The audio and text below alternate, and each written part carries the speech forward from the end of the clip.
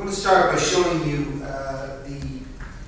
where we're talking about here. This is Dud Corner Memorial, where there are almost 20,000 men remembered whose bodies were never found in this area. And behind it, what you see are known as the double cassiers, or the two largest slag heaps in Europe. And these are in front of the French town of Hulluch. What's interesting about Hulluch is that a battle took place here in September and October 1915 that was, like all the British battles in 1915, an absolute bloody disaster. Most of you probably know, because you're interested in the First World War, that the worst day of the First World War, the worst day in British military history, was July the 1st, 1916, when almost 20,000 men were killed on the first day of the Battle of the Somme. What's not as well known is that the second worst day of the First World War was the first day of the Battle of Hulluch on September the 25th, 1915, when more than 10,000 British soldiers were killed. So this is the site of the Battle of Hulluch, but it's also the site of the Battle of Hulluch. So I'm just going to show you very briefly three maps just to give you some indication of where this took place. So this is the Western Front in April 1916. You can see here that the front stretches from the North Sea, as Kevin said, down to the Swiss border. We're here in this section of the Western Front. The Belgians held a section of front of about 20 miles from Nieuwpoort on the North Sea coast to just north of Ypres. The British line was from Ypres down to the Somme, and the French held the rest of the line down to the Swiss border. What's strategically important about where the Irish was located is that it was only about 20 miles from the Channel ports. And if the Germans had managed to break through there or Ypres, they could have captured the Channel ports, and that would have been very, very difficult, if not impossible, for the British to prosecute the war. This is a very improvised map that I made myself of the British front. You can see the 16th Irish Division were part of the First Army of the British Army. They were also part of the 1st Corps, which consisted of 3 divisions, the 15th in the north, the 16th in the centre, and the 12th in the south. And if you're looking for an orientation, this is just southwest of Lille. Hulluch was in the Allied hands, was captured by the British in 1915, but Hulluch was in German hands. So this is the battlefield as it was on the morning of the 27th of April 1916. So you can see up here the Vermelles Hulluch Road that is still there today. You see Hulluch, that's in German hands, and you see Hulluch in the bottom, that's in British hands. So I'm now going to read an account of what happened. The first sign of trouble emerged on Easter Monday 1916 when the German deserter warned British commanders that an attack was imminent. The warning signs had been apparent on April the 26th, the day before the Hulluch gas attacks. In response to reports of gas canisters being spotted in front of the German lines, the trenches of the 8th Royal Irish Fusiliers were evacuated to bring out 8-inch guns to fire on the enemy. Ominously, the battalion diaries record, the shooting was good, but no gas was discovered. The Germans had hit the canisters well. Early the next morning, April the 27th, the German attack began.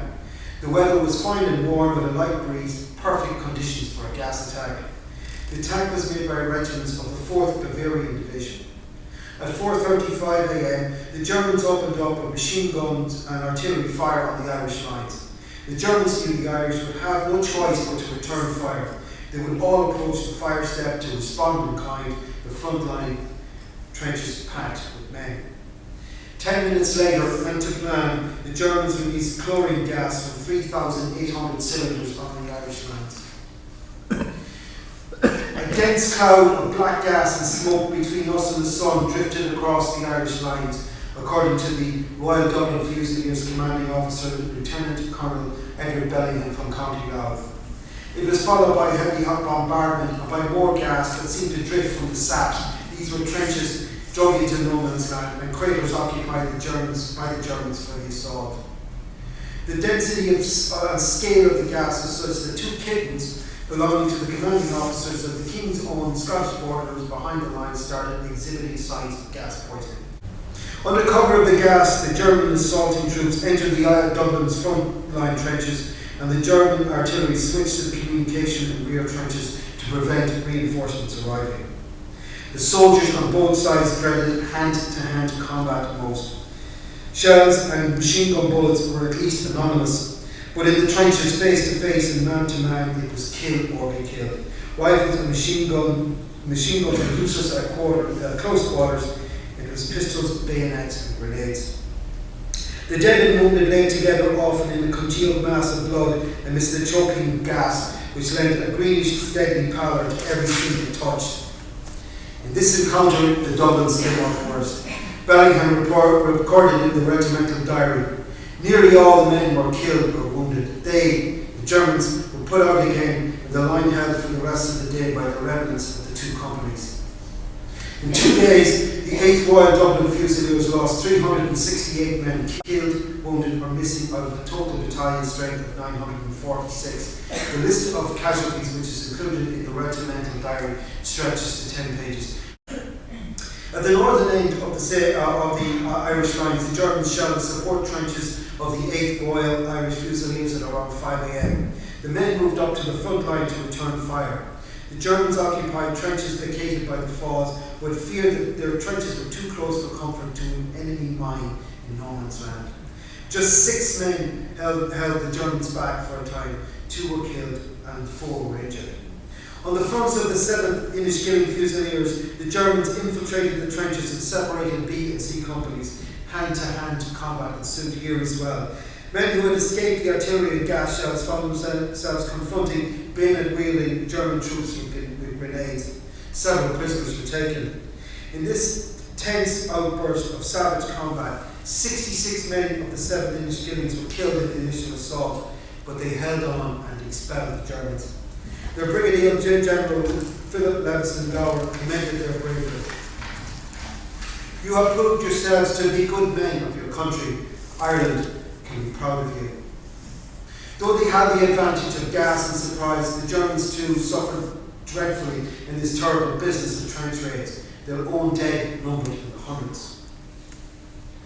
The following day was quiet as the wind was not favourable, but the Germans resumed hostilities on the 29th, the last day of the attack, and also the last and bloodiest day of the Easter Rising. The chlorine gas was carried over to the Irish lines on a light breeze and seemed to linger. It took 45 minutes to drift from the German to the Irish lines. British air reconnaissance found a trail of dead vegetation across the path of the German gas, down to the last blade of grass. The lingering gas killed many more men. Scarcely a man could survive the attack Bellingham Road.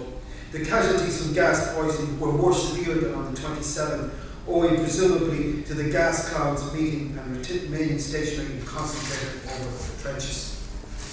On April the 29th, the 8th Royal Inniskilling Fusiliers had replaced the 7th, and it was their turn to face the German onslaught, suffering some 62 dead, but yet it held fast. The 8th Battalion of the Royal Munster Fusiliers was pressed into action on the 28th and confronted with a ghastly sight. I saw hundreds dying all around Romney Road to Michael Ridge of the Munsters. I went from the support to the front line about a quarter of a mile. I was practically walking on dead bodies all the way. You take no notice of dead bodies out here.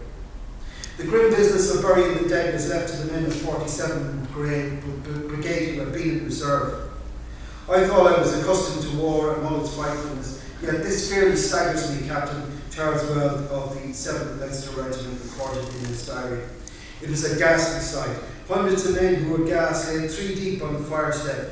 They had died in terrible agony with faces like purple from the gas. Many others, not yet dead, gasped out green foam and dead rats and animals gasped. This is about the most fearful sight I have seen. The following day he wrote, weather turned very hot, and as a result, the dead, some of which are not buried, began to stink. Tragically, There was even a husband and wife both killed on the same day during Easter week. Private John Naylor of the 8th Royal Dublin Fusiliers died on Saturday, April the 29th during the last German gas attack. His wife Margaret was caught in the crossfire during the last day of the Easter Rising and died. The couple's 3 children, Margaret, Kitty and Tessie, were left as orphans. The gas attack was over. The 16th Irish Division had suffered 2,128 casualties, of whom 538 were fatalities. That was more than the 488 people killed in the Easter Rising.